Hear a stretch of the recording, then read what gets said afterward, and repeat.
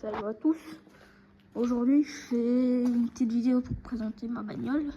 Peugeot 206, 1 litre à essence. Très bonne voiture pour jeune permis, pour vieux permis, pour tout permis.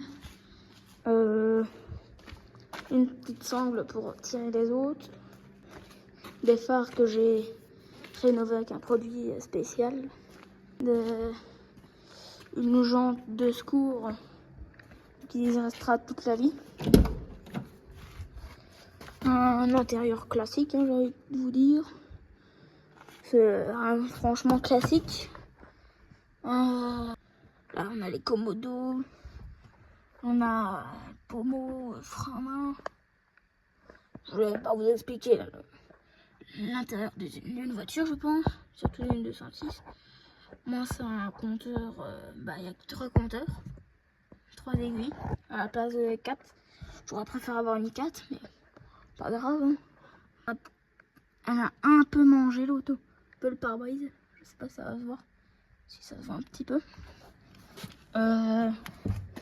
C'est une très bonne voiture quand même. Celle-là, c'est une 1998 ou une 2002, je ne sais plus. Faudrait que je regarde. Une manille à l'avant pour tirer encore les autres. Un petit capot quand même. C'est un petit capot. Avec des pneus neufs. J'ai mis dessus. C'est pas une bonne marque, mais ça fait le taf. Puis j'ai repeint la coque de rétro. C'est déjà mieux que le rouge qu'il y avait avant, mais c'est pas très propre. J'ai mis de l'éthanol dedans, sans carto. Je vais faire un petit mélange. Essence et éthanol. J'ai mis aussi le fameux produit à l'avant pour le phare. C'était propre avant, mais j'en ai quand même mis. C'est encore plus transparent. Puis on va passer au moteur. Ah oui, là j'ai coupé la calandre pour faire passer ma sangle pour tirer l'ouverture de capot. Puis ça on l'a poussé parce que j'avais fait un nettoyage culbuteur. Mais du coup j'ai nettoyé les culbuteurs avec un mazoteur.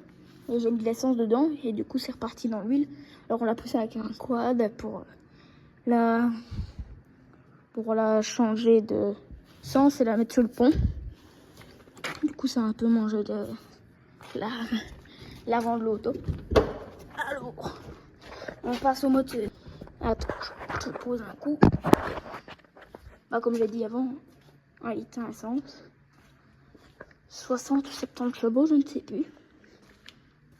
Alors, là c'est classique, hein, quoi. Un petit TU. J'ai nettoyé tout le circuit d'eau. J'ai fait les vidanges du coup.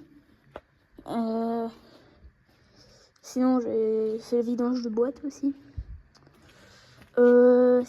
Si quelqu'un peut me donner un conseil pour enlever la boîte à air de là, pour éviter qu'elle aspire la terre, et faire un petit système là, pour éviter que ça aspire de la terre, parce que après il y en a plein de filtres, elle est trop pauvre en air et tout, du coup c'est ennuyant. Les bougies deviennent blanches du coup. Voilà quoi. Les courroies et tout, elles sont encore bonnes. Hein. Courroie de distribution et courroie d'accessoires, c'est bon. Là, ça sointe un peu à l'huile. Mais bon, j'aurais dû changer le joint, mais je vais jamais le faire. Puis aussi, là, ça sointe un peu à la direction. Batterie pas d'origine, 85 ampères. Puis ceux qui ne savent pas à quoi ça sert ce bouton-là, je vous explique. C'est quand il y a une trop grosse bosse et qu'elle se coupe, t'appuies sur ce bouton-là, puis ça fait un petit tic normalement, puis au moins ça redémarre. Pas besoin de jeter la voiture.